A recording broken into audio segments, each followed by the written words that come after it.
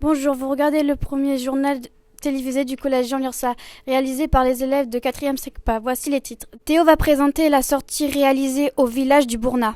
Joanne et Vincent vont vous présenter le fonctionnement du CDI.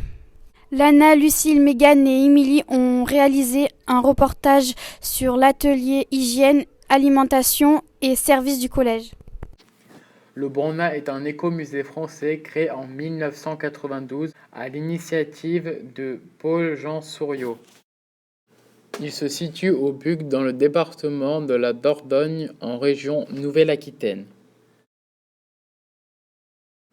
Ce musée se trouve à côté de l'aquarium du Périgord noir. Le site reconstitue sur 7 hectares un village périgordin au début du XXe siècle. Il regroupe la reconstitution de bâtiments publics, écoles, bureaux de poste, chapelles, lavoirs, mais aussi des ateliers d'artisans, four à bois, de boulanger, moulin à vent, atelier de potier, du photographe, du tresseur de blé et des manèges de fêtes foraines. Dans la plupart des ateliers, l'artisan est présent, fait des démonstrations de son savoir-faire et répond aux questions des visiteurs. Voici le CDI du collège Jean Lursa. En entrant, nous découvrons l'accueil du CDI. Une partie dispose de postes informatiques pour faire des recherches. Il y a aussi une partie réservée à l'orientation, aux bandes dessinées et aux mangas. Voici la bibliothèque du CDI.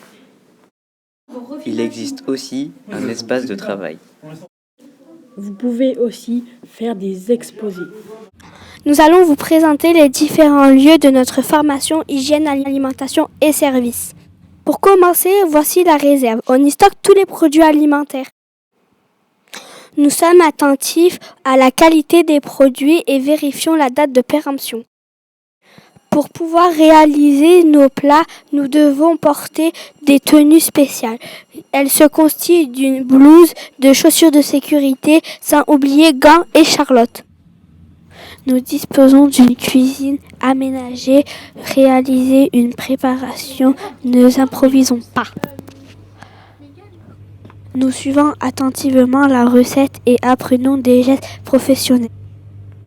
L'élevage des phasmes est de plus en plus fréquent.